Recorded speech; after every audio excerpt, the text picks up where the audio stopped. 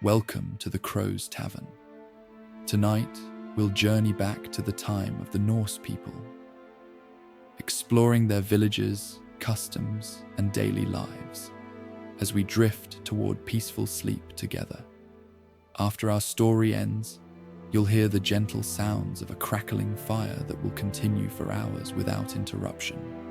These soothing sounds will help guide you into a deep and restful sleep. Now let us begin our journey into the Viking world and allow the ancient tales to carry you towards slumber.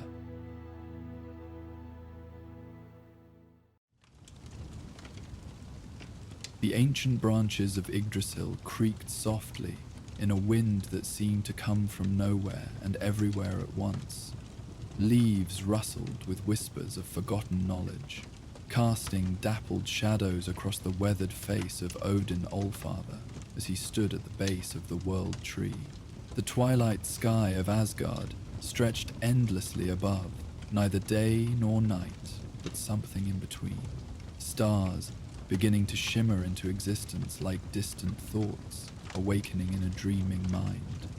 Odin's single eye gazed upward at the immensity of Yggdrasil, whose branches stretched beyond sight, cradling the 9 realms in their embrace. His weathered hand rested on the gnarled bark, feeling the subtle pulse of life that flowed through the cosmic tree. Something was changing in the realms. A restlessness, a shifting of ancient balances. He had felt it in the whispers of the wind, in the troubled dreams that visited him during rare moments of rest, in the growing frequency of council meetings, where reports from across the realms spoke of unusual events and unexplained phenomena. "The time has come," he murmured, his voice barely audible even to himself. The decision had weighed on him for months, perhaps years. Time moved differently for the Aesir, centuries passing like seasons.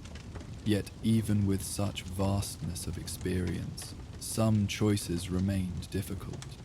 At his shoulder, a soft fluttering announced the arrival of Hugin and Munin, his faithful ravens. They settled on a low-hanging branch, dark eyes gleaming with intelligence that far surpassed ordinary birds. These were his scouts, his messengers, extensions of his consciousness that flew daily across the realms, bringing back news and observations to their master. "Thought," he addressed Hyrkin with a nod, then turned to Munin. "Memory. You will accompany me on this journey, but at a distance. What transpires at Mimir's well must be witnessed, but not interfered with." The ravens cawed softly in acknowledgement, their voices like distant whispers of understanding. They had served Odin for centuries and knew when their master faced a momentous decision. The gravity in his tone told them all they needed to know about the importance of this pilgrimage. Odin adjusted his wide-brimmed hat, pulled his blue-grey cloak tighter around his shoulders, and took up Gungnir, his mighty spear. Even in this solemn moment he would not travel unarmed, not out of fear for his safety, but because the spear was as much a symbol of his authority as it was a weapon. Where Odin went, the power of Asgard went with him, embodied in the perfect balance and unbreakable strength of the weapon he carried. With deliberate steps, he began his journey away from the golden halls of Asgard. He did not call for Sleipnir, his 8-legged steed, nor did he summon the Bifrost to carry him between realms. This journey required solitude and reflection, each step a reminder of the weight of rulership and the cost of wisdom. His path would take him downward, beneath the roots of Yggdrasil, to places few gods ventured willingly. The landscape around him transformed gradually as he walked. The elegant architecture and carefully tended gardens of Asgard gave way to wilder territories, forests that grew denser and more primeval with each passing mile. The light changed too. the eternal twilight of Asgard deepening into something more mysterious, not quite darkness, but a blue-tinged dimness, in which shadows seemed to move with lives of their own. Above him, Hugin and Munin circled in widening spirals, their black forms occasionally visible against the darkening sky. They were his eyes when he needed additional perspective, but today they would also be his witnesses. What Odin planned would change him forever, and such moments needed to be recorded in more than memory alone. Hours passed, or perhaps days. Time grew fluid on the boundaries between realms. Odin walked steadily onward, his pace never faltering, despite the increasing difficulty of the terrain. The forest floor began to slope downward. The trees grew more twisted and ancient, their bark covered in phosphorescent lichen that provided faint, otherworldly illumination. The air grew thick with mist that curled around his ankles and swirled in his wake, giving the impression that he walked through clouds rather than upon solid ground. The sounds of the forest changed as well. The familiar calls of birds and rustling of small animals faded away, replaced by deeper, older sounds. The groaning of ancient wood, the distant drip of water echoing in unseen caverns, and beneath it all, a constant, barely audible whisper, as though the roots themselves were murmuring secrets to the earth that held them. At last, Odin came to a place where the massive roots of Yggdrasil breached the surface of the ground like the backs of enormous serpents, twisting and intertwining to form natural archways and passages that led downward.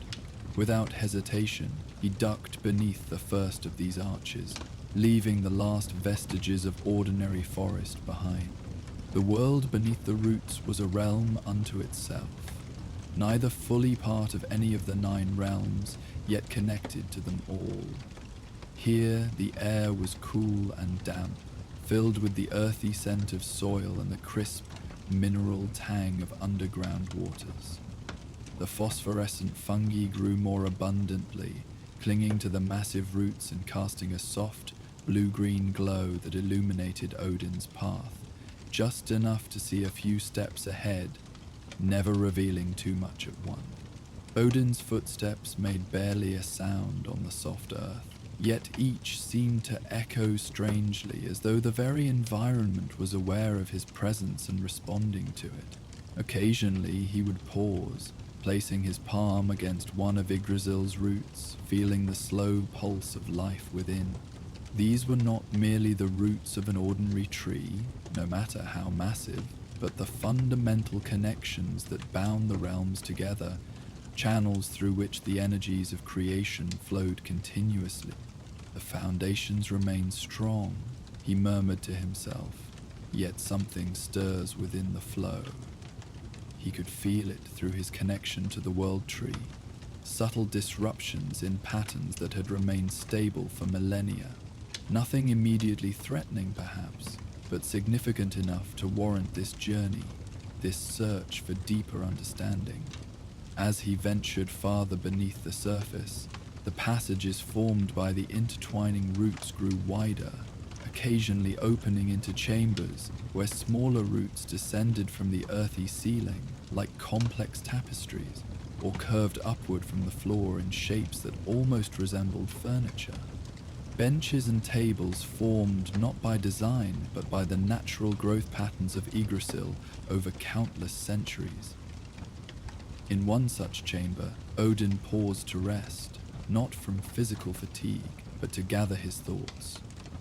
He sat upon a root formation that curved in an almost perfect arc, just the right height for sitting. Above, a small opening between the roots allowed a single shaft of silvery light to penetrate the underground realm, and with it came Hugin and Munin, spiraling down to perch on nearby root tendrils. "What news from above?" Odin asked, his voice soft yet carrying clearly in the hushed atmosphere. Hugin spoke first, his voice surprisingly melodious for a raven. The realms continue as they were, Allfather. No new disturbances since you began your descent, Munin added. The court of Asgard stirs with questions about your absence, but Frigg maintains order with her usual grace and wisdom. Odin nodded, a slight smile crossing his weathered features at the mention of his queen. Frigg understood the necessities of his position better than anyone, having her own forms of wisdom and foresight. She would know he had not undertaken this journey lightly. "And have you seen any sign of our destination?" he asked, his single eye studying the ravens intently. The birds exchanged a glance that seemed to carry volumes of meaning. "We have flown ahead," Munin answered after a moment. "The well lies perhaps a day's journey farther along your current path, in the deepest recess where three great roots converge. The mists grow thicker there, and—" The raven hesitated. "And?" Odin prompted. "The waters are troubled," Hugheson finished. "More so than in living memory. They shimmer and shift, showing glimpses of many places and times at once, as though the boundaries have grown thin." This confirmed Odin's concerns. Mimir's well was not merely a source of water, but of wisdom, ancient, profound, and sometimes terrible in its revelations. If the waters were disturbed, it suggested disturbances throughout the cosmic order maintained by Yggdrasil. "Then we must not delay," Odin decided, rising to his feet once more. "Fly ahead again, my friends. Watch for any changes, any signs that might guide our understanding." With soft caws of acknowledgement, the ravens took flight, disappearing through the opening above. Odin watched them go, feeling a momentary pang of isolation before setting his resolution firmly in place once more. He took up Gungnir and continued his descent, following the subtle slope of the passage as it wound its way deeper beneath the surface. The next phase of his journey brought noticeable changes to his surroundings. The roots grew more massive, some thicker around than the columns that supported Valhalla's great hall. The spaces between them became more cathedral-like, vast chambers where Odin appeared as little more than a shadow, moving through an alien landscape of twisting wood and earth. Water became more prevalent as well, not rushing streams, but still pools that formed in depressions between the roots, their surfaces so perfectly calm that they reflected the glowing fungi above like mirrors. Occasionally, droplets would fall from unseen sources high above, creating ripples that momentarily disturbed these reflections before they settled back into stillness. Odin avoided looking directly into these pools. They were not Mimir's well, but they connected to it in ways not immediately apparent, reflecting more than just physical surroundings. An unprepared mind might glimpse things in those reflections that would haunt them for centuries. Possible futures, paths not taken, truths hidden beneath layers of comforting illusion. The air grew noticeably cooler as Odin descended further, carrying a moistness that settled on his skin and in his beard like the lightest dew. The whispers that had been barely perceptible near the surface grew slightly louder here, though no more intelligible. A constant susurration that might have been the flow of water through unseen channels, or perhaps something else entirely. Time continued its strange elasticity in this place between realms. Odin measured his journey not in hours, but in stages of descent, in gradual changes to his surroundings, in the slowly shifting quality of light provided by the bioluminescent growth that clung to Yggdrasil's roots. His mind remained clear and focused despite the disorienting nature of the environment, fixed on the purpose that had brought him to this primordial place. At length, he began to notice a new quality to the light around him, a faint silvery glow that seemed to emanate not from the fungi, but from somewhere ahead.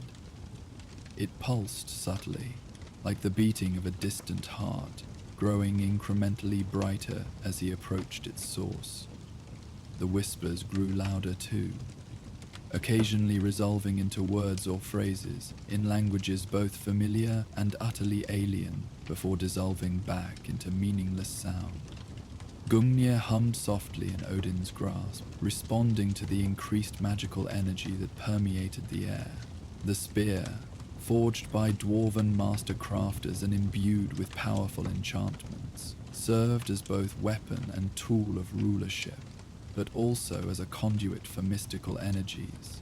Its resonance told Odin that he approached a place of great power, where the barriers between physical and metaphysical grew particularly thin.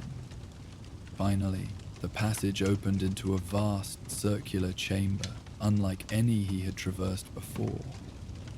3 enormous roots, each thicker than the walls of Asgard, converged here from different directions, meeting at the center of the space to form a natural well.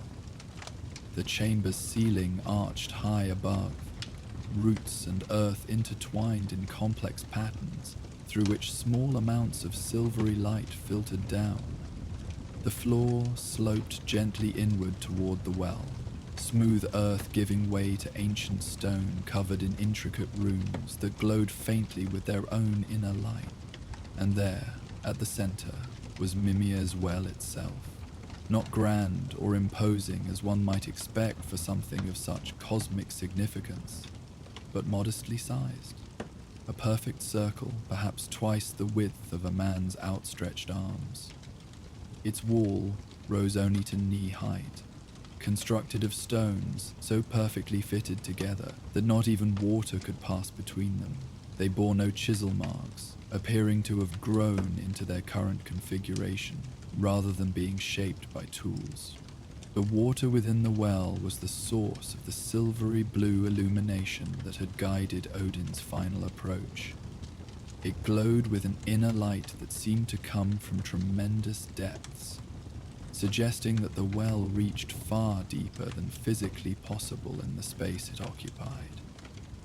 The surface rippled continuously without any visible cause, forming patterns that almost resembled writing, before dissolving and reforming in new configurations. Hugin and Munin perched on a root formation near the chamber's edge, watching silently as their master approached the well. They had done their duty in scouting ahead. Now they would bear witness to what followed. Odin paused at the outer edge of the runic circle that surrounded the well, taking a moment to study the inscriptions beneath his feet. These were no ordinary runes, but the oldest form of writing, symbols of power that predated even the Aesir's earliest records. They told the story of the well's creation, of knowledge gathered and preserved, of the balance between wisdom and its cost. Odin read them with the practiced eye of one who had studied all forms of written language, his lips moving silently as he absorbed their meaning and significance. Satisfied that nothing had changed in the ancient protections, he stepped carefully across the runic boundary and approached the well itself.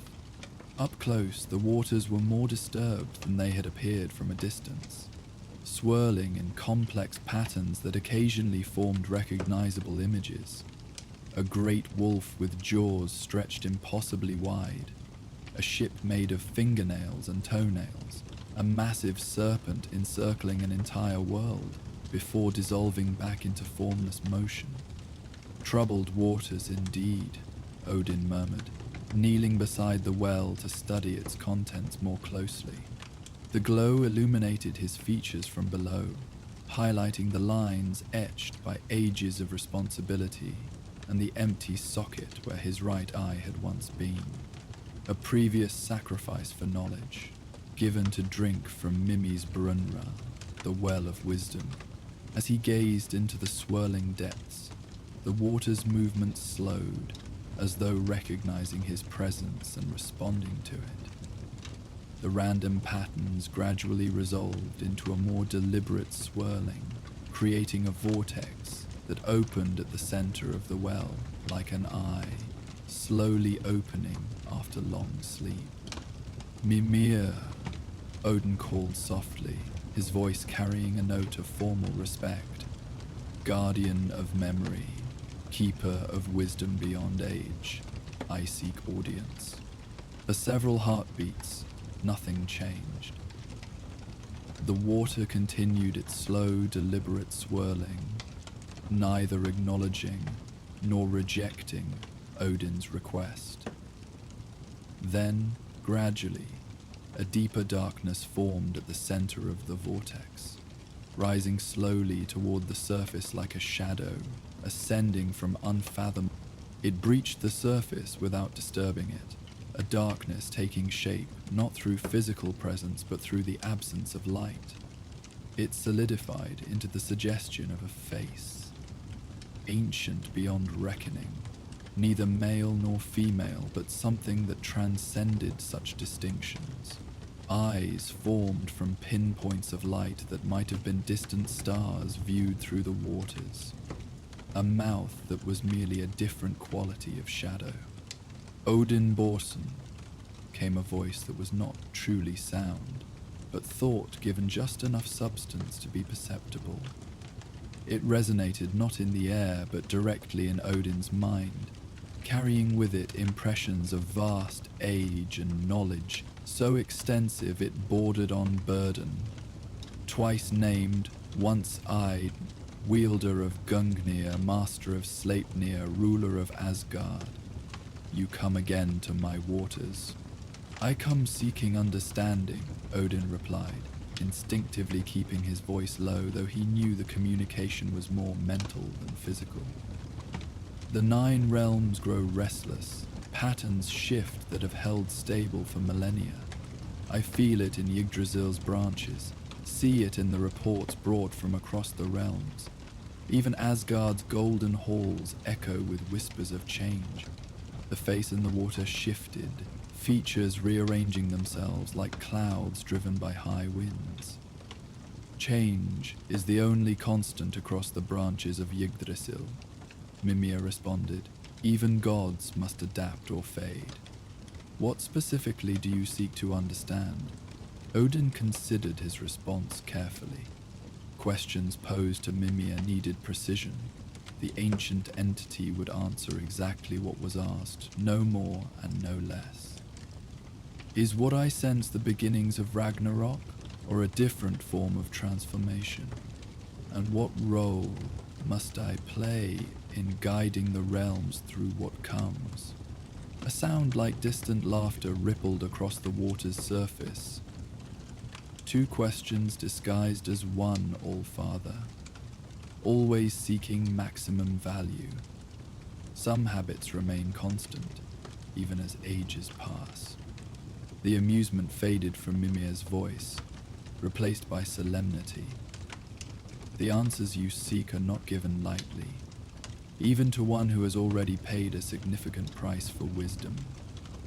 What do you offer in exchange? Though he had anticipated this question, Odin still felt a momentary hesitation. The cost of wisdom from Mimir was never small, and he had already given his right eye in a previous exchange. What remained that he could sacrifice without compromising his ability to protect the realms? I offer 3 nights and 3 days of the Odin sleep, he said finally. The Odin sleep was the deep, restorative trance that replenished his godly powers, a time of vulnerability when Asgard relied on others for protection. Taken not when convenient, but immediately upon my return to Asgard, regardless of what circumstances I find there. The face in the water grew still, considering. A worthy offer for a lesser question, Mimir acknowledged after a long pause, but insufficient for what you ask. the nature of Ragnarok and your role in what approaches. These are no small matters, Allfather. Odin had expected this response as well. He reached slowly into a hidden pocket within his cloak and withdrew a small object that gleamed golden in the well's silvery light. I also offer this. A single scale from the wings of Gullinkambi, the rooster whose cry will herald Ragnarok itself. Freely given, not taken, when last I walked in dreams through the halls of Valhalla. This caused a visible reaction in the waters, which surged briefly before settling into a different pattern of movement. Now that, Mimir's voice came, tinged with something almost like surprise, is a token of significant value. The herald's gift, freely offered. Yes, this has meaning beyond ordinary measure. The shadowy face seemed to study Odin more intently, those star-like eyes focusing with uncomfortable precision. Yet still, for the full truth of what you seek, there must be more. Odin's expression remained composed, though inwardly he had hoped the scale alone would suffice. He had one final offering prepared, one he was reluctant to make, but had determined was necessary if his initial proposals proved insufficient. And lastly, he said, voice steady despite the gravity of what he offered, I will surrender one precious memory, not from my own experience, but from Asgard's historical record, a piece of knowledge that, once given to your waters, will be forgotten by all save you. Neither I nor any other will recall it happened, though its effects on subsequent events will remain. Now the waters truly stirred, rising slightly above the well's edge without spilling over, luminous ripples spreading outward until they touched the ancient stones before receding. This was no small offer. To remove a piece of history itself from collective memory was to alter the very fabric of perceived reality. Such things were seldom done, and never lightly. 3 offerings, Mimir observed, the shadowy face now fully formed and focused entirely on Odin. 3 nights of vulnerability when you might be most needed, a token from the herald of the end, and a piece of history sacrificed to forgetfulness. The watery features shifted in what might have been a nod of acceptance. Together, these are sufficient. Relief touched Odin briefly, followed immediately by the solemnity appropriate to such an exchange. Then we have agreement. Knowledge for sacrifice, as it has always been. As it has always been. Mimir echoed. Place the scale upon the water's surface.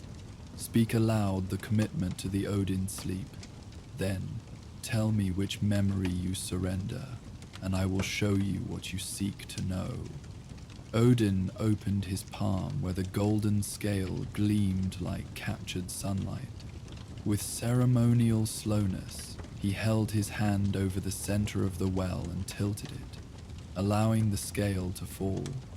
Rather than sinking immediately, it landed lightly on the water's surface and remained there, spinning slowly as though seeking proper orientation before gradually dissolving into the luminous liquid, suffusing it momentarily with a golden glow that faded into the original silver blue.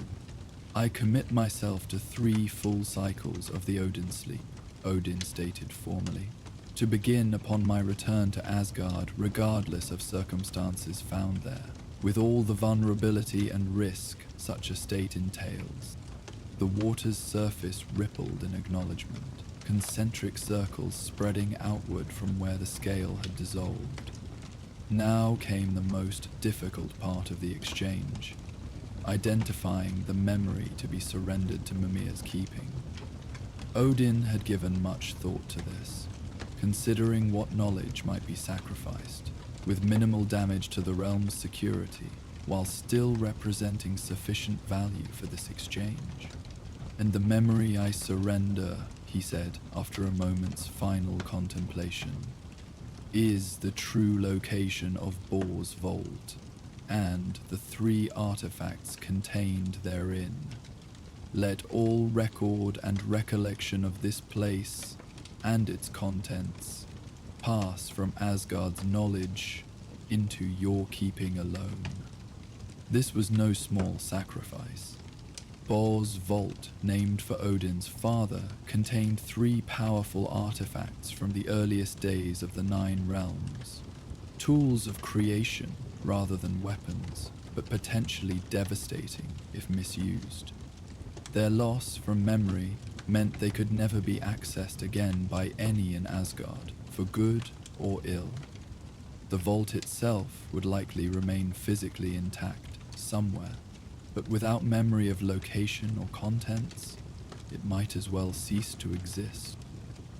The waters of the well surged upward at this pronouncement, forming momentarily into a column that rose to Odin's eye level before collapsing back with a sound like distant thunder. The face of Mimir expanded, growing more distinct and detailed than before, those star-like eyes widening in what might have been surprise or appreciation for the magnitude of the offering. "It is accepted," Mimir's voice resonated, deeper now and carrying harmonics that seemed to vibrate through Odin's very bones. "The sacrifice is commensurate with the knowledge sought. Prepare yourself, All-Father. Truth comes not as words but as vision, direct and unfiltered. What you see may bring clarity or greater confusion, often both together, for that is the nature of true wisdom." Odin straightened his posture, centering himself both physically and mentally for what was to come. He had experienced visions before, had walked in dreams through realms both known and strange, had gazed into possible futures with the aid of various mystical practices. But Mimir's revelations were different, more profound, more fundamental, touching the very roots of reality rather than merely its surface manifestations. "I am prepared," he stated simply, focusing his single eye on the swirling waters before him. The face in the well began to dissolve, features melting back into the general movement of the water, which now began to glow more intensely. The silvery blue light brightened until it was almost painful to look upon directly, casting stark shadows across the chamber and illuminating the massive roots of Yggdrasil in brilliant relief against the surrounding darkness. Then, without warning, the light concentrated into a narrow beam that shot upward from the well's center, striking Odin directly in his remaining eye.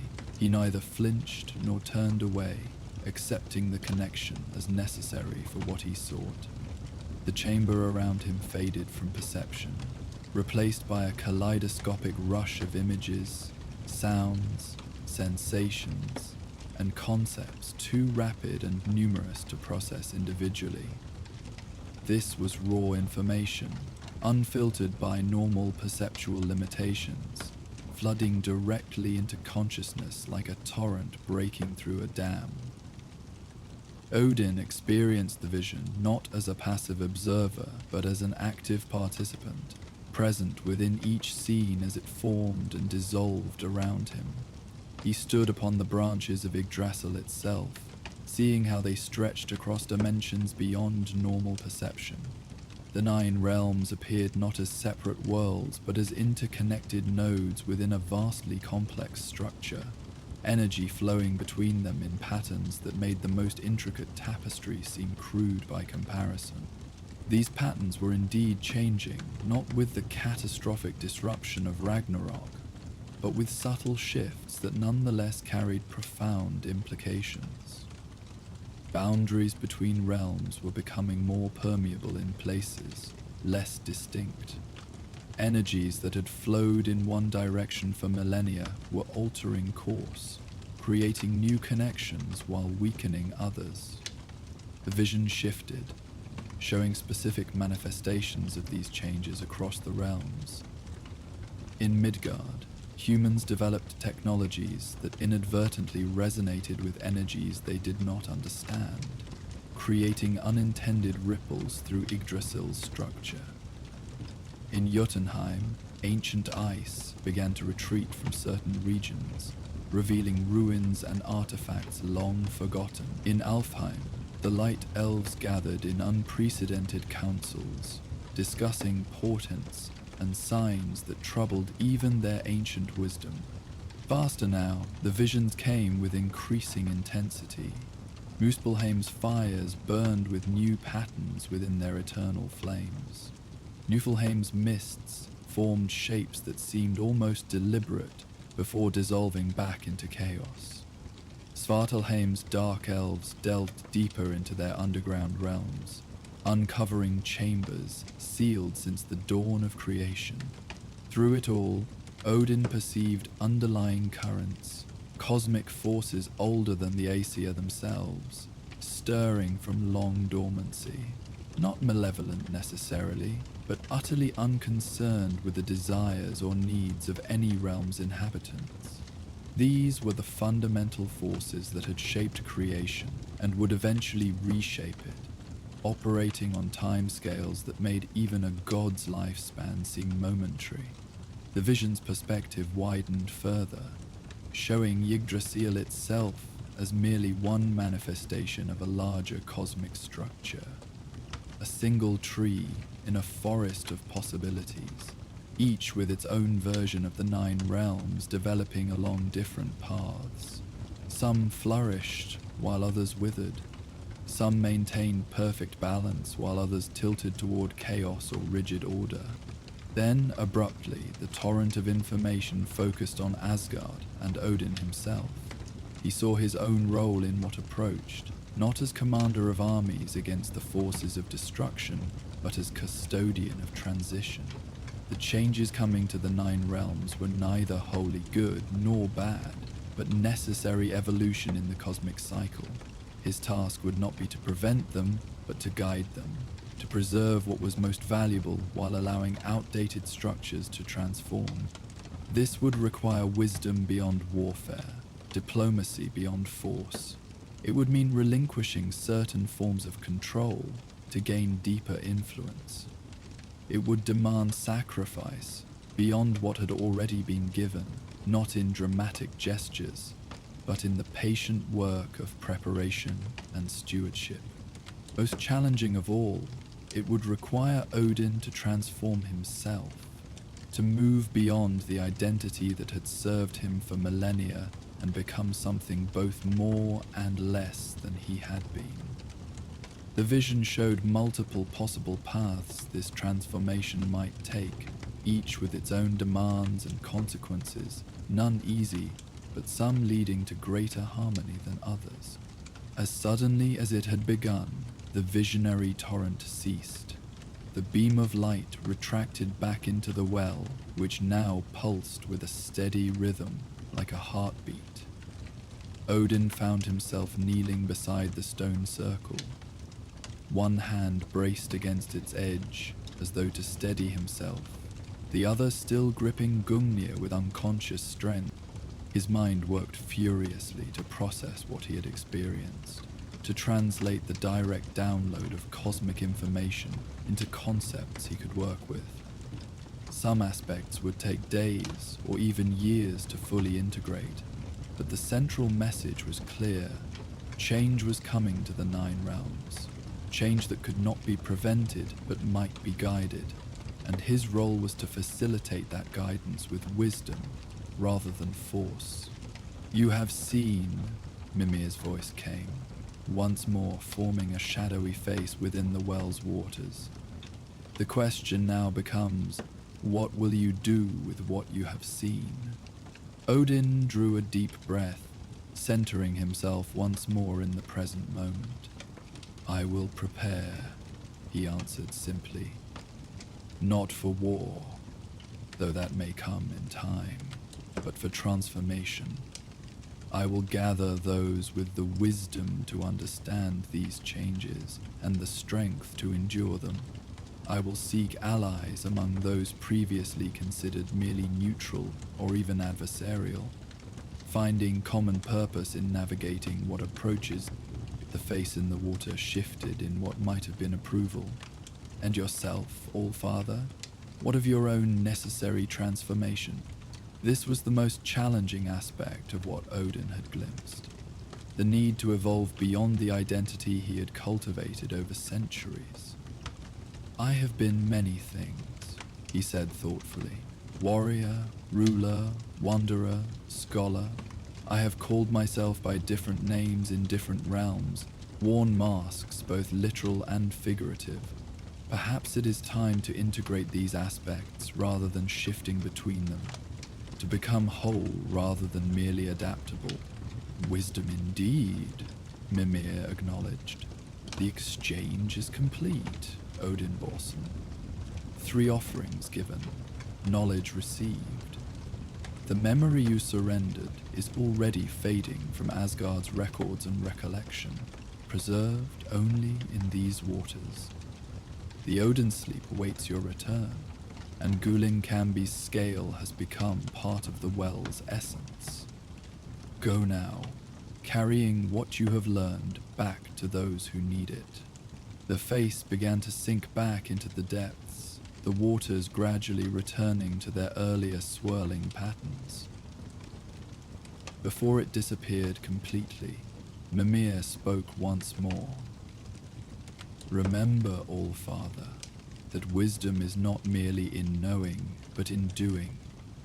The path you have glimpsed requires action, not just contemplation. With that, the presence vanished, leaving only the luminous well casting its silver moonlight across the ancient chamber. Odin remained kneeling for several moments longer, allowing his mind to settle after the intensity of the vision. Some details were already growing indistinct, while others had burned themselves into his consciousness with perfect clarity. This was the nature of Mimir's wisdom. Not all could be retained consciously, but all would influence his actions and decisions going forward. Finally, he rose to his feet, steadying himself on Gungnir as he turned to where Hugin and Munin still perched, watching silently. You have witnessed what needed witnessing, he told them. Some of what transpired will remain unspoken, carried only in thought and memory. The ravens bobbed their heads in understanding. They had served Odin long enough to know that some experiences defied simple narration. Some knowledge was best left uncommunicated directly. With a final glance at the now placid well, Odin began the long journey back toward the surface. His steps, though as measured as before, carried a new weight, not of physical burden, but of responsibility illuminated by deeper understanding.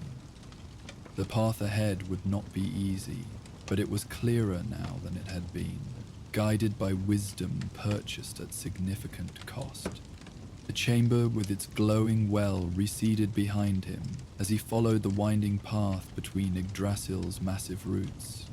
The phosphorescent fungi seemed brighter somehow, casting enough light to make the journey upward less challenging than the descent had been.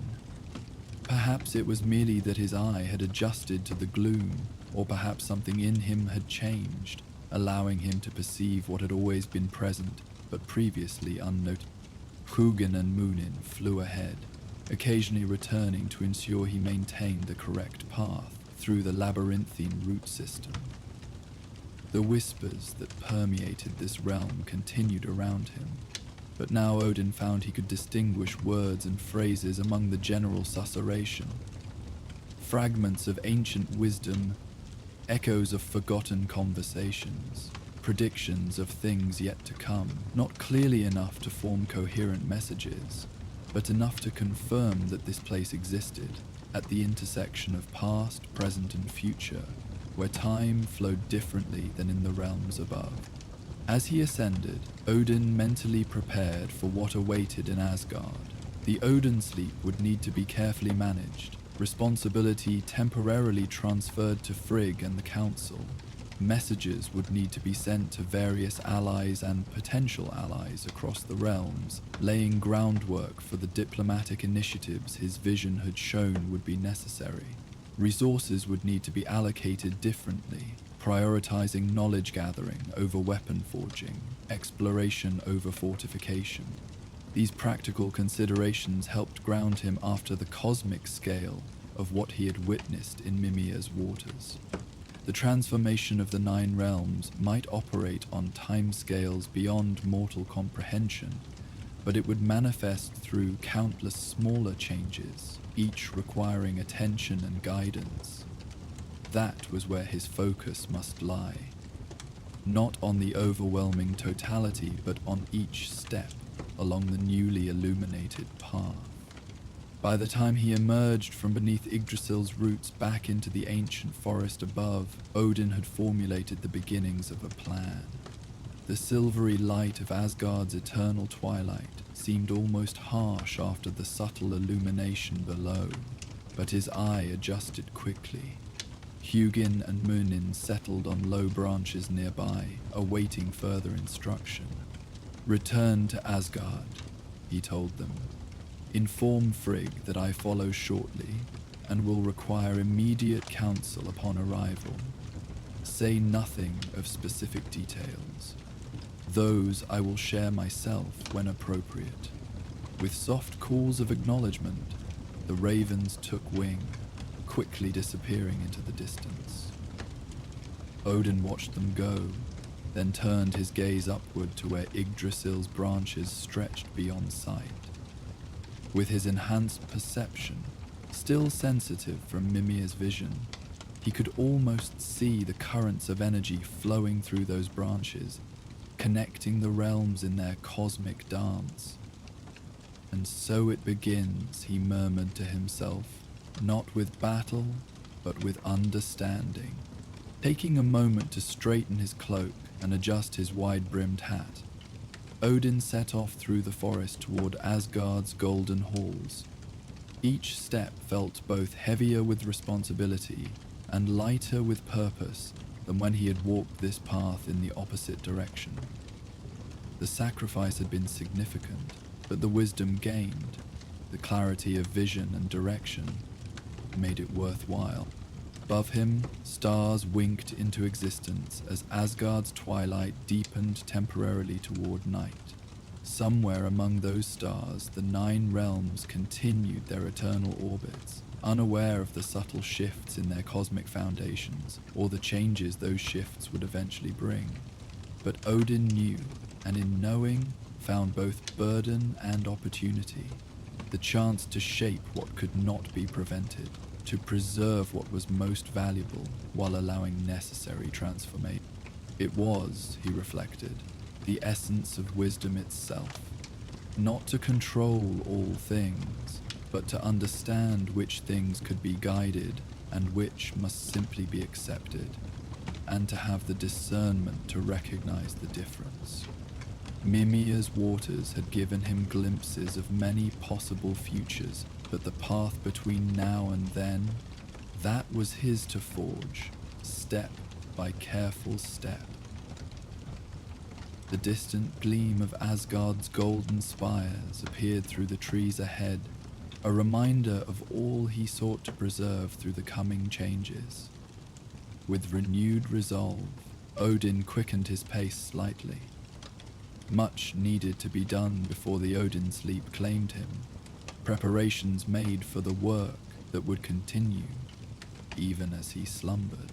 The burden of foresight was heavy indeed, but it was a weight he had chosen to bear, and if wisdom had a cost, then perhaps its value could be measured in how well that wisdom was applied, not merely possessed, but acted upon, with courage and discernment. With this thought to guide him, Odin, All-Father of Asgard, emerged from the shadow of Yggdrasil and stepped onto the path that would lead him home, changed by what he had learned beneath the roots, but resolved to use that change for the benefit of all the realms under his protection. The twilight deepened around him as he walked, stars brightening overhead like distant beacons. In their eternal patterns, perhaps, lay a reminder that even the greatest changes occurred within larger continuities. That transformation need not mean destruction, but could instead lead to new forms of harmony and balance. This, then, would be his task in the times ahead, to maintain that delicate balance between necessary change and vital preservation, guided by the wisdom gained at such significant cost beneath the roots of Yggdrasil, beside the whispering waters of Mimir's ancient well. As Odin made his way back to the golden halls of Asgard, the wisdom of Mimir's well settling deep within his consciousness, the twilight sky above began to shift in curious ways. The stars, which had shone with steady brilliance during his return journey from beneath Yggdrasil's roots, now pulsed with an unusual rhythm, as though responding to some cosmic disturbance yet unseen. The All-Father paused his steps, his single eye scanning the heavens with newfound perception, enhanced by the visions granted at such great cost. There, at the very edge of the horizon where day and night eternally contested for dominance in Asgard's realm, a subtle darkening caught his attention. Not the natural deepening of twilight into evening, but something more purposeful, shadows that moved with intention rather than merely responding to the absence of light. Hugin and Munin, having delivered their message to Frigg, returned to circle above their master. Their normally measured wing beats carried a nervous energy, and their caws held notes of warning rather than simple acknowledgement of his presence. "You sense it too," Odin murmured. Not truly a question, but a confirmation of shared awareness. The ravens dipped in flight, affirming his observation before banking sharply toward the western sky, where the anomaly seemed most concentrated. With the wisdom of Mimir still fresh in his mind, Odin recognized this as one of the manifestations of the cosmic shifts he had been shown, not an isolated incident, but a ripple in the great pattern that connected all 9 realms. The timing was no coincidence. As one form of ancient knowledge revealed itself beneath the roots, another ancient force stirred in the skies above. "The hunt begins again," he said softly to himself, understanding dawning with perfect clarity. In the distance, barely perceptible to any but the most attuned senses, came a sound unlike any other. Neither howl nor roar, but something that combined elements of both while transcending ordinary categorization. It echoed across the vault of heaven, causing the stars themselves to tremble momentarily before resuming their eternal dance. Even the mighty Allfather felt a primal shiver course through his being at that sound, not from fear but from recognition of a power as old as creation itself, the relentless pursuit that had shaped the very rhythm of existence since the dawn of time. The great wolves were awakening to their eternal purpose once more, their hunger undiminished by eons of pursuit, their determination unbounded by the limitations of ordinary creatures. As Odin continued his journey toward Asgard with renewed urgency, the narrative of creation shifted. The focus of cosmic awareness moved from the depths beneath Yggdrasil's roots to the boundless expanse above its highest branches, from the quiet wisdom of still waters to the relentless energy of perpetual chase. The story of Skoll and Hati, the great wolves who hunt the sun and moon, was unfolding in the darkening sky. A different sort of wisdom to contemplate, a different facet of the great mystery that binds the 9 realms together in their eternal dance.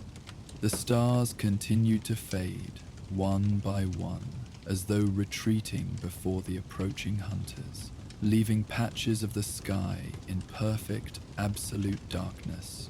Not merely the absence of light, but something more profound, the absence of possibility itself, a void from which even hope might never return, should it venture too close.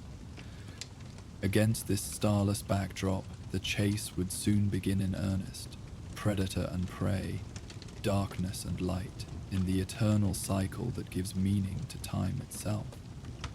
And so, as Odin's tale beneath the roots of Yggdrasil reached its conclusion, another story opened above its branches, the ageless pursuit of radiance by shadow, the breathless flight of celestial bodies before the jaws that would devour them.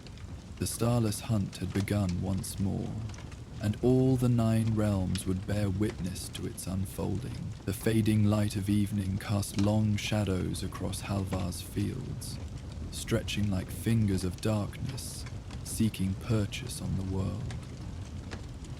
He stood alone on the hillside, his flock gathered close around him, as if sensing the unease that had settled over the land these past days.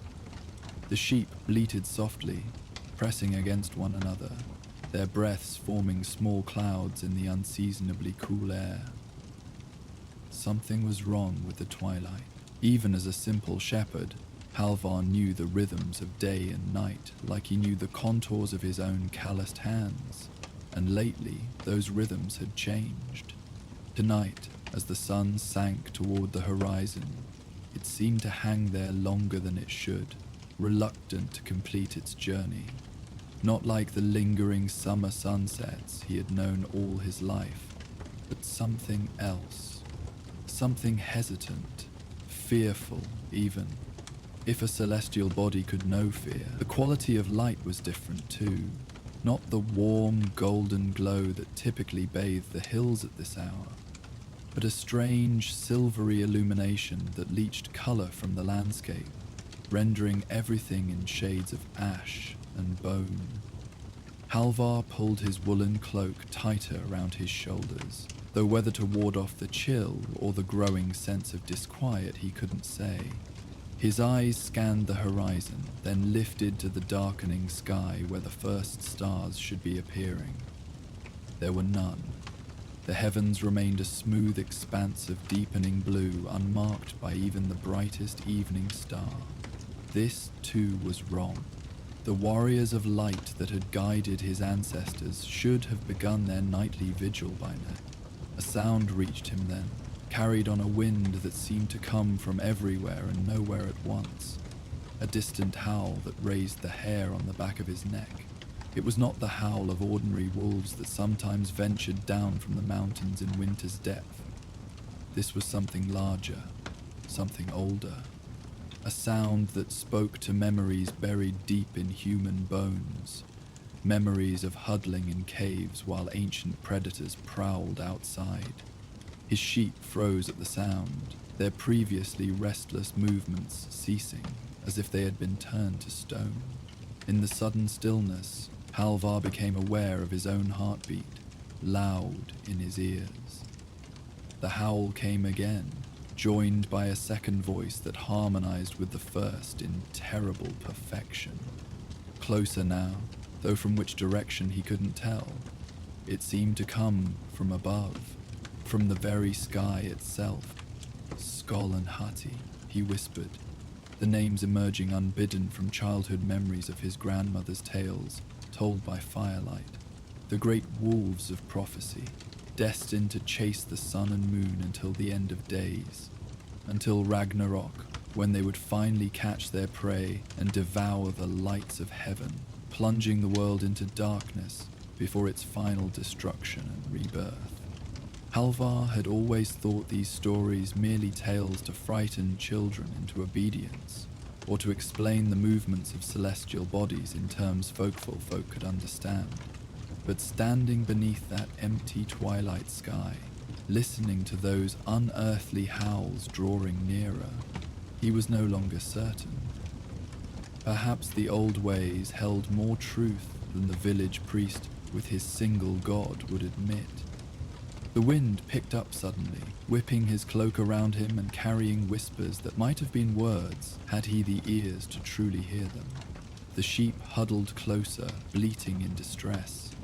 It was time to return to the safety of the village, whatever safety walls of wood and stone might offer against forces that dwelled among the stars. Halvar took up his staff and began herding the flock down the hillside toward home, all the while unable to tear his gaze from the darkening sky. As he crested the final rise that would bring the village into view, he paused. The settlement lay nestled in the valley below, its windows already glowing with hearth fires against the gathering gloom. But it was not this familiar sight that stopped him in his tracks. It was the horizon beyond, where the sun still lingered, now barely more than a sliver of brightness. Above it, impossibly, he could see a shadow moving. A great, lupine shape outlined against the dying light, running not on earth, but through the very fabric of the heavens. In that moment, as Halvar stood transfixed by the sight no mortal was meant to witness directly, he felt rather than heard a presence beside him, turning his head slightly, afraid to look away from the celestial hunt for too long. He saw his grandmother standing there. Sigrid was ancient by the reckoning of their people, her face a map of wrinkles carved by nearly 9 decades of harsh northern weather and harsher northern life. She had not left her hearth in seasons, yet here she stood beside him on the hillside, unbowed by age, her milky eyes fixed on the same point in the sky. "You see them," she said. Not a question, but a statement of fact, her voice stronger than it had been in years. "The great wolves begin their final chase." "Is it truly the end times then?" Halvar asked, his voice barely above a whisper, as if speaking too loudly might draw the attention of the celestial predators. Sigrid was silent for so long that he wondered if she had heard him. When she finally spoke, her words carried the weight of ancient wisdom, passed down through countless generations. "The end times have always been with us, child. Always approaching, never quite arriving. It is the way of the world to exist on the edge of ending." She gestured toward the horizon with a gnarled hand. "Watch now. Few are granted the sight to witness the starless hunt. It is both blessing and curse." Halvar turned his attention back to the sky, where the shadow he had glimpsed earlier had been joined by a second, 2 massive silhouettes racing along the border between day and night.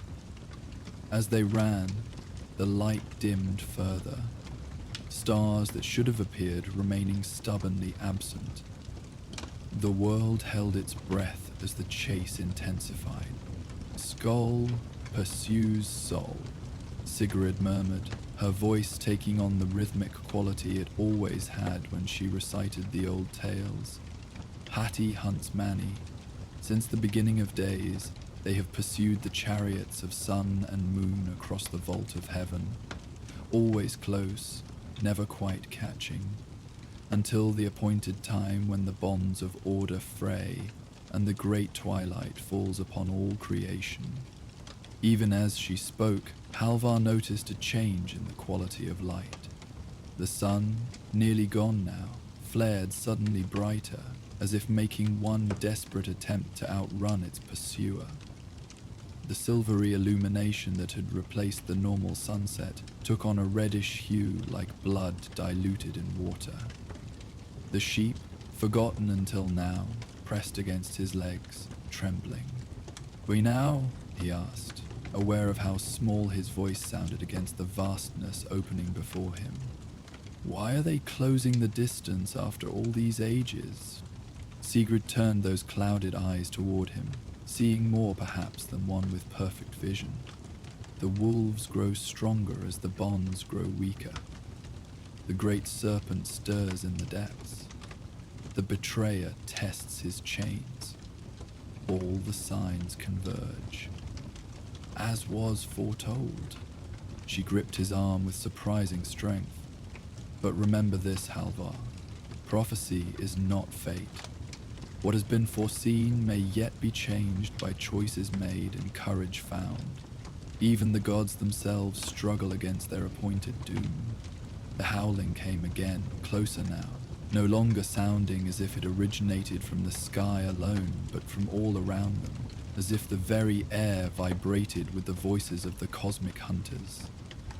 The remaining sheep scattered in terror, fleeing down the hill toward the relative safety of the village. Halvar made no move to stop them, transfixed by the spectacle unfolding above. The silhouette of the first wolf, Skull, grew more distinct as it gained on the sun's retreating light. It was enormous beyond comprehension, a beast the size of mountains, its outline flickering with what might have been stars caught in its dark fur, or perhaps the souls of those it had devoured in its eternal hunt. Behind it ran its brother, Hati, pursuing the still unseen moon that had yet to rise. A sudden gust of wind nearly knocked Halvar off his feet, bringing with it a cold that seemed to reach inside his very bones. The air crackled with energy, and for a brief moment he thought he could see the threads of fate themselves. Gleaming strands connecting all things, stretching and straining under some invisible pressure. "Come," Sigrid said, tugging at his arm. "We must join the others. Tonight is not for solitude." As if waking from a dream, Halvar nodded and allowed his grandmother to lead him down toward the village. Only now did he notice that others had emerged from their homes and stood in the central square, faces turned skyward, expressions ranging from confusion to terror to awe. Among them stood Aya, the village seer, her arms raised toward the heavens, lips moving in what might have been prayer or prophecy. The gathered villagers parted as Halvar and Sigrid approached, some nodding in recognition, others too entranced by the celestial events to notice their arrival. Aya lowered her arms as they drew near, her eyes, unlike Sigrid's, sharp and clear, yet similarly filled with ancient knowledge. "The shepherd who watches the sky," she said by way of greeting, her voice carrying the slight sing-song quality it often held when she walked between worlds. "Did you count your sheep today, Halvar? Did you count the stars?" Before he could respond, Sigrid answered for him. "There are no stars to count, Air. The wolves run beneath a starless sky." The seer nodded solemnly. "Yes, they have been swallowed by the growing shadow, as it was foretold." She turned to address the gathered villagers, her voice strengthening. "The signs multiply. Dreams speak with clearer tongues. The roots of Yggdrasil tremble." A murmur passed through the crowd. Someone called out, "Is it truly Ragnarok? Has the twilight of the gods begun?" Air was silent for a moment, her gaze distant. When she spoke again, it was in the half-sleeping voice she used when true visions took her. "I see the great wolf Fenrir straining against his silken bonds. I see ships of nails sailing on rising tides. I see the world serpent Jormungand thrashing in the deepest ocean, causing the earth to shudder." Her eyes cleared slightly as she focused on the questioner. "The end approaches. Whether it arrives tonight or 1,000 years hence, I cannot say. Time moves differently in the realm of gods and monsters." The villagers shifted uneasily, some making protective signs, others clutching small talismans. Halvar remained silent, his thoughts returning to the sight of those massive shadows pursuing the sun. If such things existed, truly existed, not merely as stories. What else from the old tales might be real? Sigrid, seeming to sense his thoughts, squeezed his arm gently. "Come," she said, "there is something you must see." She led him away from the gathering, toward her small hut at the edge of the village. Halvar followed, casting occasional glances skyward, where the unnatural twilight persisted, neither deepening into true night nor receding. At the threshold of his grandmother's dwelling, he hesitated. The others will find their own ways through this night," Sigrid finished for him. "Some through prayer, some through mead, some through the comfort of loved ones.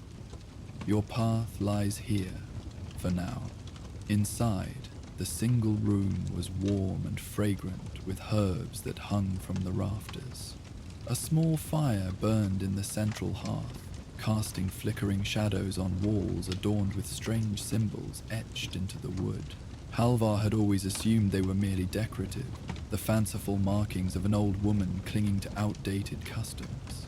Now, in the wake of what he had witnessed, he wondered if they served some deeper purpose. Sigrid moved to a wooden chest in the corner, her normally labored movements suddenly fluid and purposeful. She opened it and removed a bundle wrapped in faded cloth. "This has been passed down through our lines since before memory," she said, carefully unwrapping what proved to be an ancient hide scroll. "Each keeper adds to it, records what they have seen and learned of the great cycles that govern our world." She unrolled the scroll on the small table beside her bed, revealing strange drawings and runes, some so faded as to be nearly invisible. Halvar leaned closer, drawn by something in the images that seemed to call to him despite his inability to read the ancient script. "Here," Sigrid said, pointing to a section that showed crude but effective depictions of two wolves chasing circular objects through a field of stars. "The starless hunt has been witnessed before, 7 times since our ancestors first settled this valley. Each time, the wolves draw closer to their prey. Each time, the world holds its breath, poised between continuation and ending." Halvar studied the drawings, noting with a chill that the gap between predator and prey indeed narrowed in each successive image. "And each time, they have failed to catch the sun and moon," he said, seeking reassurance in the pattern. Sigrid's weathered face remained grave. "Thus far, yes, but the cycle narrows. The intervals between hunts grow shorter. What once occurred only every dozen generations now appears twice within a single lifetime." She traced gnarled fingers over the most recent addition to the scroll. "I witnessed the last hunt as a young woman, no older than you are now. By rights, I should have been long in my grave before another came." Outside, the howling intensified, causing the small hut to tremble as if caught in a storm. The fire in the hearth flared and dimmed, shadows dancing wildly across the walls. Through the single window, Halvar could see that the unnatural twilight had taken on a deeper hue, bloody crimson giving way to the purple bleck of a fresh bruise. "What happens if they catch their prey?" he asked, though part of him already knew the answer from the old tales. "If Skoll devours soul, and Hati swallows Mani," Sigurd replied solemnly, "then eternal darkness falls upon the 9 worlds. The stars go out one by one. The Fimble winter begins. 3 years of snow and ice without the kiss of spring. Brother turns against brother, all bonds of kinship severed. Then comes the final battle, where gods and giants meet their appointed ends." The hide scroll curled slightly at the edges, as if trying to roll itself closed again, to hide its dire predictions from mortal eyes. Sigrid weighted it down with small stones kept for this purpose. "But that is only one possible path," she continued, her voice softening. "The scrolls also speak of choices made, of small actions that turn the tide of fate. Halvar looked up from the ancient drawings. What choices, what actions could possibly affect the course of such beings? Sigrid's milky eyes seemed to clear momentarily, fixing him with a surprisingly direct gaze. That is for you to discover, Shepherd of Stars. The strange title sent a shiver through him. I'm no shepherd of stars, grandmother, only of sheep, and poor ones at that, who scatter at the first sign of danger. A hint of a smile touched Sigrid's lips. Are you so certain? Who watches the sky more than you?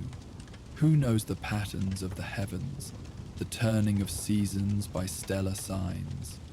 Who stands alone on hillsides, long after sensible folk have retreated to their hearths? Before Halvar could respond, a commotion arose outside. Shouts of alarm and fear from the village center. He moved to the door, throwing it open to a sight that stole his breath. The sky had changed again. Where the strange twilight had lingered unnaturally, now bands of light rippled across the heavens, not the familiar northern lights that sometimes graced winter skies, but something wilder, more chaotic. Greens and blues mingled with angry reds and pulsing purples, forming shapes that almost resembled runes before dissolving into new configuration. And there, unmistakable now even to those without the sight, ran the great wolves. No longer mere shadows against the horizon, they had taken more substantial form, visible to all who dared look upward. Skull, massive and grey as storm clouds, pursued the sun's golden chariot with jaws that could swallow worlds. Behind him raced Hati, sleeker and darker than his brother, fixed upon the silver disk of the moon that had risen despite the sun's failure to fully set. The villagers had gathered again in the square, many falling to their knees in prayer, some to the old gods, others to the White Christ, fear momentarily erasing the boundaries between old faith and new. Ea stood among them, arms raised once more, chanting words in a language Halvar didn't recognize. Imask must not catch their prey, Sigrid murmured beside him, having followed him to the doorway. Not yet. The world is not ready for ending. What can we do? Halvar asked, the question directed as much to himself as to his grandmother. What can anyone do against forces such as these? Sigrid didn't answer immediately. When she did, her voice held a strange mixture of resignation and hope. In the old days, when the hunt began, the wise ones would gather. They would sing the songs of binding, weave the spells of slowing. They would remind the wolves of their purpose, not to end creation, but to maintain its balance through the eternal chase. Those wise ones are gone now, Halvar said softly, their knowledge lost or abandoned. Not lost, Sigrid corrected, sleeping, waiting for need to awaken it. She pressed something into his hand, a small object wrapped in leather, worn smooth by generations of handling. Take this to the high place, where earth and sky meet most closely. Remember the tales I've told you since childhood. Trust what you know, deep in your bones. Halvar looked down at the object in his palm, then back at his grandmother's face, etched with equal measures of concern and confidence. Without further argument, he nodded and turned toward the path that would lead him back to the hillside where he had first witnessed the hunt begin.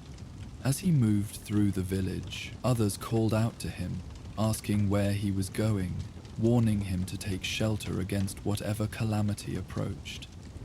He ignored them all, driven by a certainty he couldn't explain. The weight of the object Sigrid had given him seemed to grow heavier with each step, pulling him forward rather than dragging him down. The climb to the high place, a flat-topped hill that had served as a lookout since before the village existed, took longer than it should have. Time itself seemed distorted, stretching and compressing like a smith's bellows. The sky continued its unnatural display, the aurora-like lights intensifying until they cast enough illumination to turn night into a strange facsimile of day. When he finally reached the summit, breathing heavily from exertion, Halvar paused to take in the view. From this vantage point, he could see for miles in all directions. The village below, the surrounding farmlands, the distant forest, and beyond that, the mountains that marked the edge of their territory. Above it all, the celestial hunt continued, the great wolves drawing ever closer to their prey. He unwrapped the object Sigrid had given him, revealing a small drum made of stretched hide over a wooden frame, with a bone beater tied to it by a length of sinew. It looked ancient beyond reckoning, the hide translucent in places from age and use, the wood darkened to near back. Runes were carved along its rim, similar to those on Sigrid's scroll, but older, their edges worn almost smooth. Halvar had never played such an instrument, yet when he held it, his hands seemed to know what to do. He struck the first beat hesitantly, then with growing confidence as the sound resonated far more deeply than the drum's small size should allow. Each strike sent vibrations not just through the air, but seemingly through the earth beneath his feet, and up into the troubled sky. As he played, memories surfaced, not his own, but those carried in his blood. Fragments of songs and chants passed down through generations, preserved in the rhythm of heartbeats and the cadence of breath. Words in an ancient tongue formed on his lips without conscious thought, synchronizing with the drum's steady pulse. The heavens responded. With each beat, each syllable of the half-remembered song, the chaotic patterns of light steadied slightly. The relentless pursuit of the great wolves slowed, not halting, but losing the terrible inevitability it had possessed. Skoll, nearest to overtaking the sun, turned his massive head slightly, as if searching for the source of this unexpected interference. Halvar's arms tired, but he continued to play, understanding now what Sigrid had meant. This was the role that had been preserved for him, unknowing, through the long line of his ancestors. Not just shepherd of sheep, but keeper of rhythms, guardian of cycles that must continue unbroken until the proper time for their ending. He was not alone in his efforts. From the village below, other sounds joined his drummer, voices raised in songs both old and new, the ring of metal on metal as the blacksmith struck his anvil in counterpoint, wooden spoons against cooking pots creating their own insistent rhythm. Without understanding exactly why, the villagers added their voices to his. Even the natural world joined the resistance. Wind through trees became a whispered chant. Waves against the distant shore crashed in measured beats. Wolves from the forest, ordinary wolves, earthbound and yet kin to the great celestial hunters, howled in harmonies that seemed to call their mighty cousins home.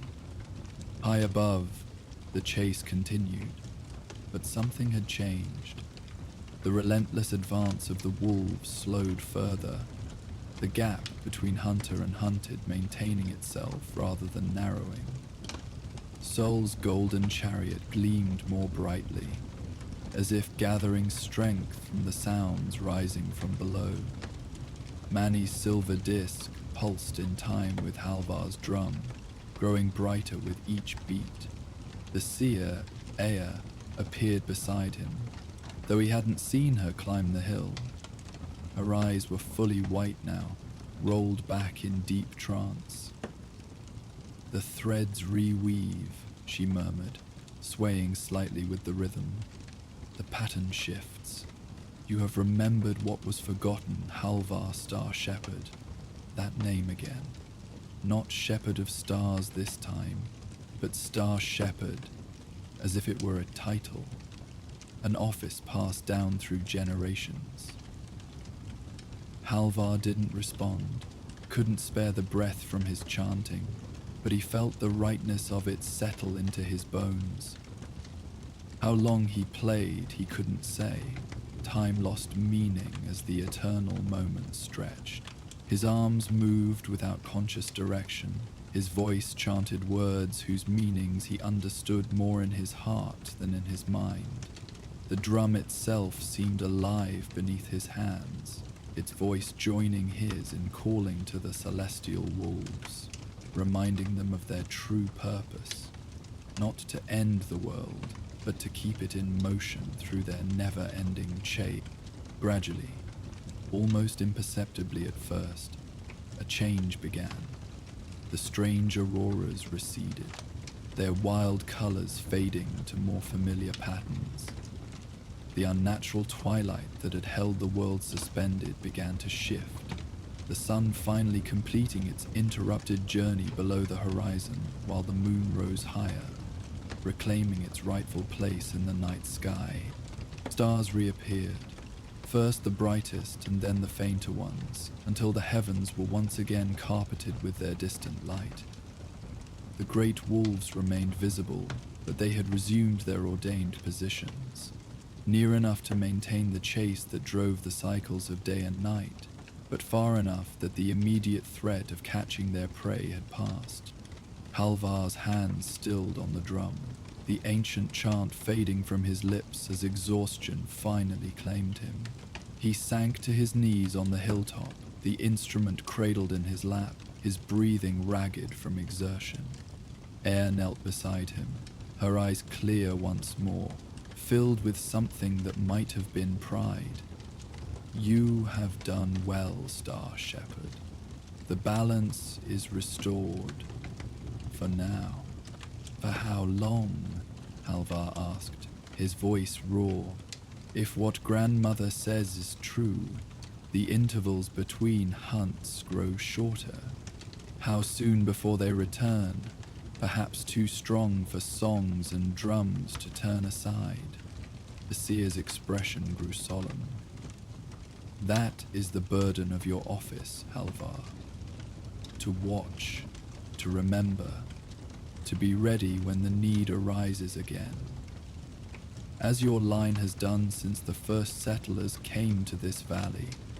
He looked down at the drum, understanding now why Sigurd had kept it hidden all these years, why she had chosen this moment to pass it to him. I am not worthy of such a task. I'm just a shepherd. Ere finished for him, yes, one who guards and guides, who watches through the night while others sleep. Who better? Before he could respond, a shimmer of movement caught his attention. At the edge of the hilltop stood a figure that had not been there moments before. A woman, tall and straight despite her apparent age, her silver hair bound in complex braids, her garments strange yet somehow familiar. She carried a staff topped with crystals that caught starlight and refracted it in impossible patterns. Well done, mortal guardian, she said, her voice carrying the music of high mountain streams and deep forest whispers. Few of your kind still remember the old ways clearly enough to enact them when needed. Air bowed her head in recognition or reverence. Lady Frigg, you honor us with your presence. Halvar stared in disbelief. Frigg, wife of Odin, queen of Asgard. She couldn't possibly be here on this humble hillside in Midgard. Yet he couldn't deny the aura of power and ageless wisdom that surrounded her, or the fact that even the air seemed to grow clearer and more vibrant in her presence.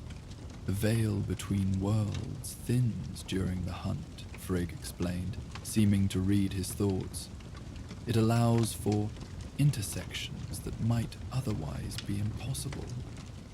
She studied him with eyes that contained galaxies. You carry the blood of side workers, young Halvar, those who knew how to sing to the very fabric of creation. I am pleased to see that such gifts have not entirely vanished from Midgard. The wolves, Halvar managed to ask, finding his voice at last. Will they return? Frigg's expression grew grave. They never truly leave, child. They are always there, following their appointed path, maintaining the necessary tension between pursuer and pursued that keeps the wheels of heaven turning. She gestured with her staff toward the now ordinary night sky. But yes, the hunt will intensify again. The signs suggest a great unraveling approaches, though whether in your lifetime or a dozen generations hence, even I cannot say with certainty. She stepped closer, and the starlight seemed to bend around her, creating patterns that reminded Halvar of the runes on Sigrid's scroll. Keep your vigil, Star Shepherd. Teach those who come after you. The small actions of mortals may seem insignificant against cosmic forces, but they are not. They never have been. With that enigmatic statement, Frigg tapped her staff once against the earth. The sound resonated like the drum had earlier, sending vibrations through the ground and air. Then she was gone, not vanishing in a flash of light or dramatic display, but simply no longer present, as if she had stepped behind an invisible curtain. Air exhaled slowly, her composure returning. Such visitations are rare indeed, she murmured, a sign of how close we came to the ending of things. She turned to Halvar. Come, the village will be celebrating their deliverance, though few will understand exactly what they were delivered from. Together they descended the hill, the ancient drum now safely rewrapped and tucked beneath Halvar's arm.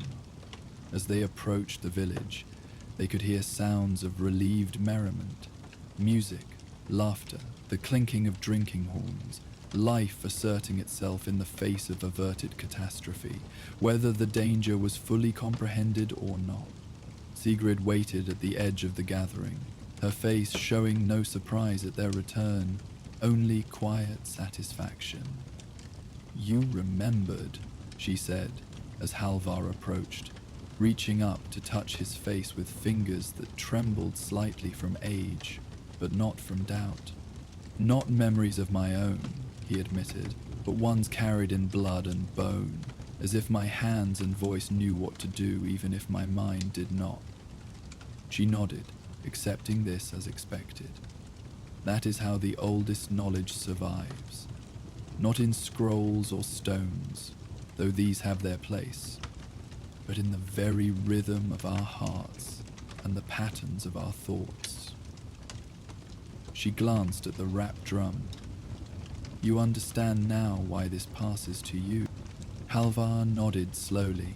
I am to watch the sky, to know when the wolves run too close, to remember the songs and beats that remind them of their purpose, and to teach another when your time comes, Sigrid added, as I have taught you, as my grandmother taught me. She took his arm, guiding him toward the celebration. But that is for tomorrow and all the days that follow. Tonight we give thanks that the sun will rise again and the stars still shine. They joined the villagers, who welcomed them with raised horns and cheerful greetings. None spoke directly of what had occurred, perhaps unable to find words for it, perhaps already beginning the process of transforming cosmic terror into more manageable legends and tales. By tomorrow, Halvar suspected, many would convince themselves they had witnessed an unusual but natural celestial event, not a narrowly averted apocalypse.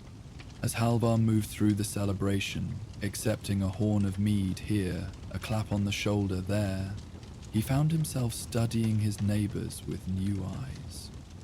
These people he had known all his life suddenly seemed both more familiar and more mysterious. Had other families like his own carried secret knowledge through generations? Were there other guardians of ancient pacts and forgotten magics living quietly among them? The blacksmith, Gunnar, whose rhythmic hammering had joined Halvar's drumming. Had he known what he was doing, or simply followed an instinct as old as the craft itself? The old fisherman Leif, who claimed to navigate by stars so faint others couldn't see them. Was that merely experience, or something more? Even the village priest, who had been among those praying most fervently when the chaos began, now sat quietly in a corner, fingering a small pendant that looked suspiciously unlike the cross he normally wore. "Do my sense? More than they know," came Eir's voice beside him, startling Halvar from his observations. The seer had approached silently, a cup of something steaming in her hands that smelled of herbs and honey. "The old knowledge doesn't vanish completely, it just goes underground, like streams in winter.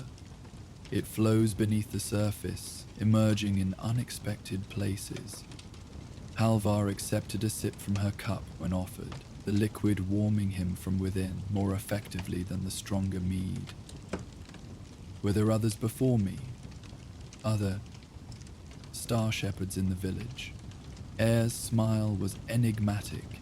"Your grandfather before he was lost at sea, his father before him. The line stretches back to the first settlement, though not always father to son or mother to daughter. The gift chooses its vessel." She gestured subtly toward where Sigrid sat by the fire, entertaining a group of children with what appeared to be an innocuous folk tale. "Your grandmother recognized the signs in you when you were barely walking. How you would stop and stare at the sky for hours. How you could anticipate storms before the clouds gathered. How you would wake moments before dawn each day, as if hearing some silent call. And you?" Halvar asked. "What is your role in all this?" "I am a witness," Eir replied simply. "One who sees and records. In other times, other places, they called us Volvar, staff carriers, prophecy speakers." She gave a small, self-deprecating laugh. A grand title for an old woman who brews medicines and interprets dreams. But the work remains the same, whether acknowledged or hidden. A burst of laughter from nearby interrupted them as two young men engaged in a good-natured wrestling match. Their earlier fear transformed into physical energy that needed release. Halvar watched them with a strange mixture of envy and affection. How simple their world must seem. A momentary fright from an unusual sky, now forgotten in the pleasure of competition and camaraderie. Perhaps that was for the best. The burden of full knowledge was heavy. Let it rest on those chosen to bear it. As the night deepened toward true midnight, Halvar found himself apart from the main celebration, seeking a moment of quiet near the village well. The stone structure, ancient beyond memory, had always been a place of peace for him, a gathering spot where stories were shared, where life's rhythms played out in daily rituals of drawing water and exchanging news. He sat on its broad rim, fingers tracing the worn carvings that spiraled around its circumference. He had always assumed them decorative, but now, with new awareness awakened, he recognized them as runes, similar to those on the drum and scroll. Protective symbols, binding patterns, reminders of connections between above and below, well water and sky water, the depths and the height. "Even the stones remember," came a soft voice, and Halvar looked up to find a young woman standing nearby. Astrid, the tanner's daughter, a quiet girl a few years younger than himself. They had exchanged few words before this night, their paths rarely crossing, except at village gatherings. "What do you mean?" he asked, curious rather than defensive. Astrid approached hesitantly, indicating the carved stone beneath his fingers. My mother told me these marks ensure the water remains sweet and clean, that they call to the deep springs and keep away foul influences. She shrugged slightly, suddenly self-conscious. Folk wisdom, I suppose, like so many things passed down without question. But tonight, she looked upward, to where stars now gleamed in their familiar patterns. Tonight makes me wonder what other old tales might hold more truth than we credit. Halvar studied her with new interest. Did you see them? The wolves in the sky? Yes, she answered simply. And more. Shapes in the light that seemed almost like writing. A woman with a staff who walked between the aurora's curtains, watching over the village. She met his gaze directly. And you, on the hillside, playing something that made the air itself sing in response. Before Halvar could formulate a reply, a soft shape brushed against his legs. One of the village cats, a sleek grey creature that normally kept its distance from all but the smallest children. It gazed up at him with unblinking amber eyes that seemed to hold unusual intelligence, then delicately leapt onto the well's edge beside him. Astrid laughed softly. It seems Grimalkin has decided you're worthy of attention tonight. My grandmother claims he's older than the oldest villager, though that can't possibly be true. Halvar reached out carefully to stroke the cat's arched back, feeling a subtle vibration that might have been purring but somehow felt deeper, more resonant. Many things that can't possibly be true have proven otherwise today, he murmured, more to himself than to Astrid. The cat butted its head against his hand, then turned 3 precise circles before settling on the stone rim, its gaze fixed on the star-filled heavens. Its posture mirrored Halvar's own habitual stance when sky-watching, and he felt a strange kinship with the creature. I say cats can see between worlds, Astrid offered, sitting down on the world's edge at a respectful distance. That they watch things invisible to human eyes.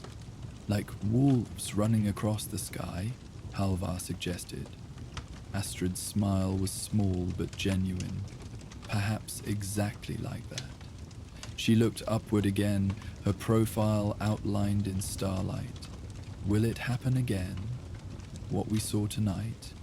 Halvar followed her gaze to where, almost lost against the backdrop of the Milky Way, he could just make out the distant forms of Skull and Hattie, resuming their eternal chase at a safer remove.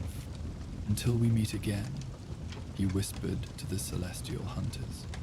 It was both acknowledgement and gentle warning that when they drew too close once more, Midgard would not be defenseless. The stars' shepherd would be watching, the ancient rhythms remembered, the balance maintained for one more cycle in the endless turning of fate's wheel. What did you say? Astrid asked, leaning slightly closer. Halvar hesitated, weighing how much to share with this unexpected companion. Something in her open gaze decided him. I was speaking to them, he admitted, nodding toward the barely visible celestial wolves, acknowledging that while they've retreated for now, they'll run close again someday. To his surprise, Astrid showed no sign of disbelief or mockery. She simply nodded thoughtfully. My grandfather used to say that battles are never truly won, just postponed. He was talking about the raids from across the sea, but perhaps it applies to larger conflicts as well. Wise words, Halvar agreed.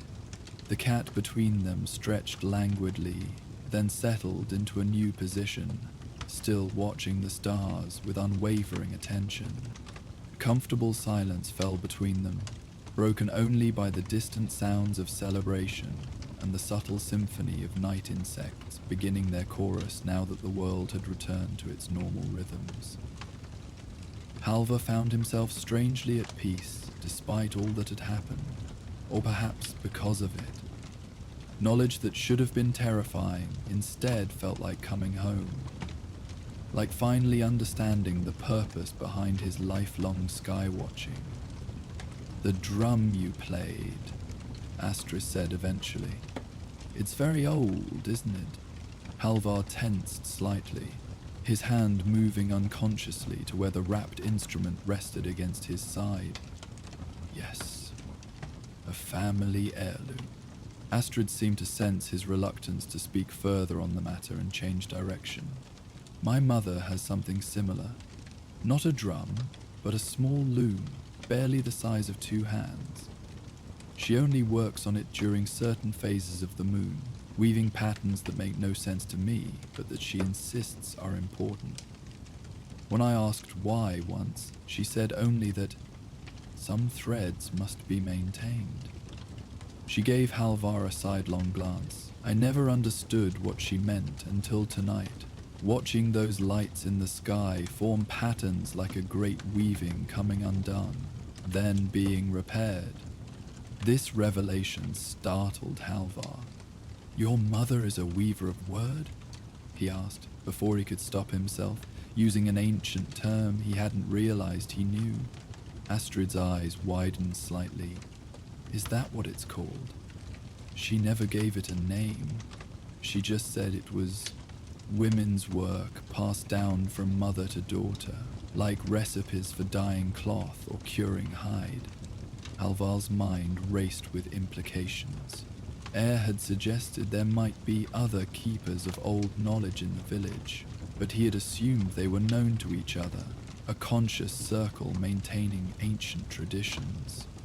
If Astrid's mother practiced such arts without even naming them, how many others might be doing the same? How many fragments of the old ways survived, disguised as ordinary crafts and custom? The cat between them stood suddenly, arching its back and fixing its amber gaze on something in the shadows beyond the well. Following its stare, Halvar glimpsed a flicker of movement, perhaps a night bird, perhaps something else entirely. The creature relaxed after a moment, sitting back down with the dignity of a sentry returning to its post. "I should rejoin the celebration," Halvar said, suddenly aware they had been sitting alone together longer than propriety might allow. "My grandmother will be wondering where I've gone." Astrid nodded, rising gracefully from her seat on the well's edge.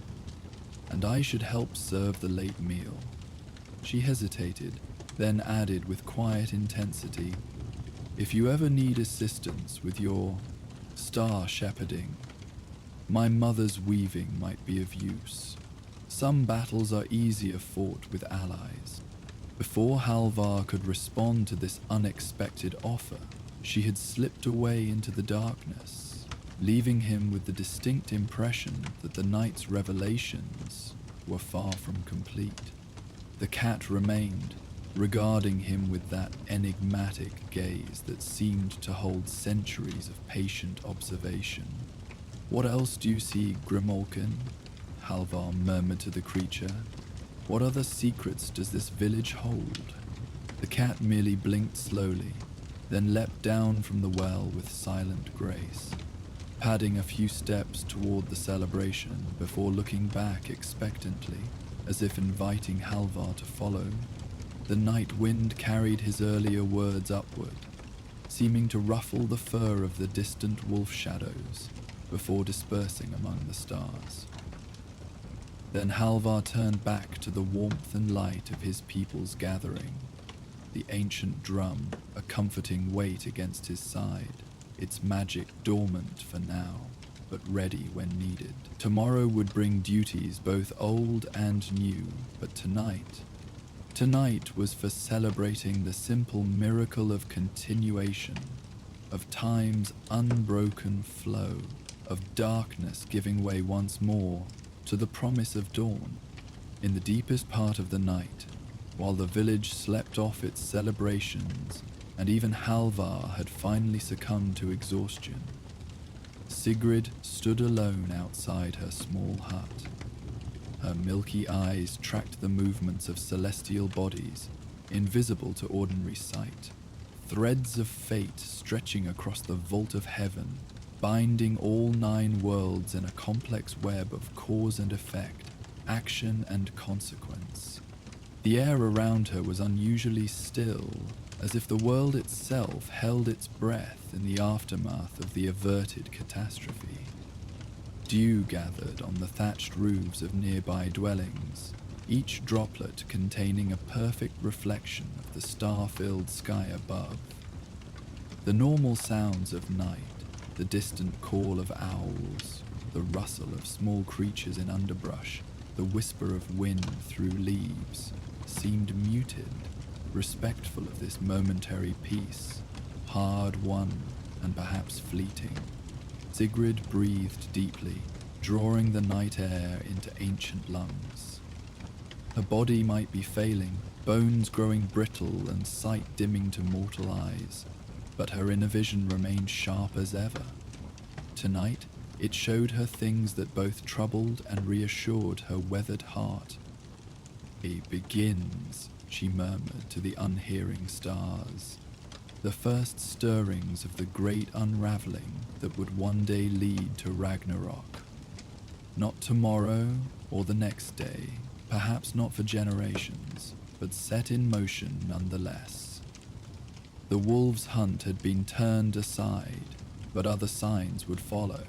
Summers growing shorter, winters harsher, brothers turning against brothers, oaths broken more easily than kept, putting the patterns forming already, subtle changes in the weave of fate that most would never notice until they had progressed too far to easily mend.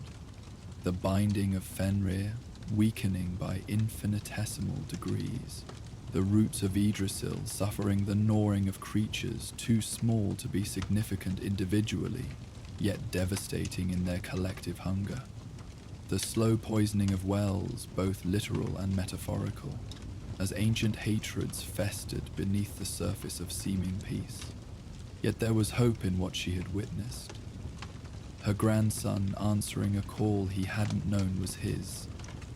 Ordinary folk joining their voices together without understanding why. The thinning veil allowing Frigg herself to acknowledge their efforts.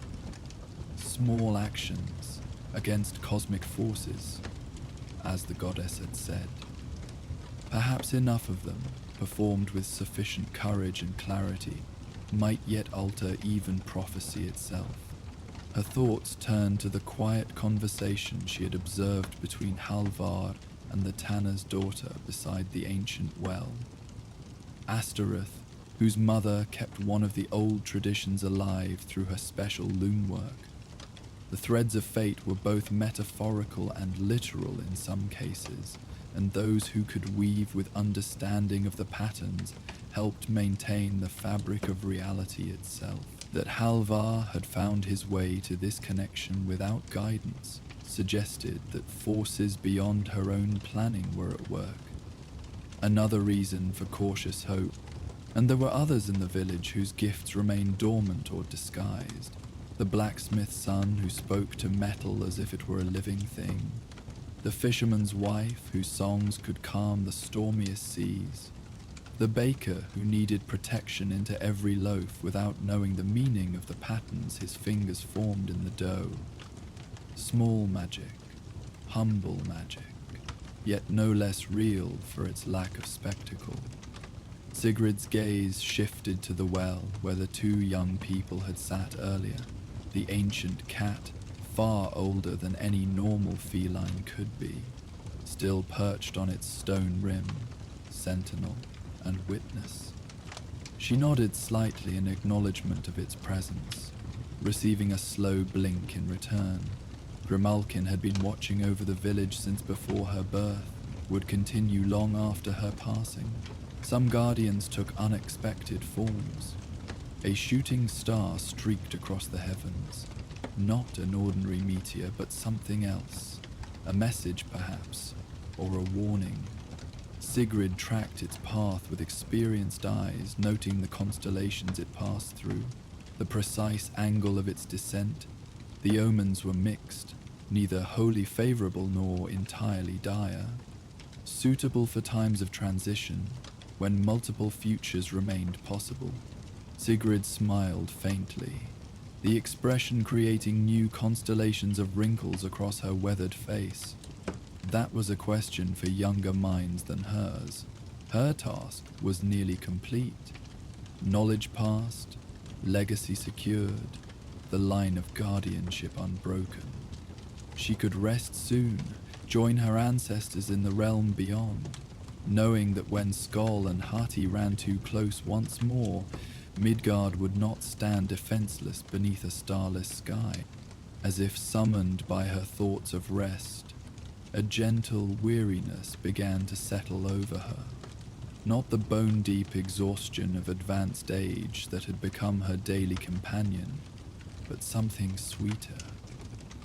A softening of boundaries, a loosening of ties to physical form. For a moment, the veil between worlds thinned further, allowing her briefly enhanced sight to perceive shapes moving at the edges of ordinary reality.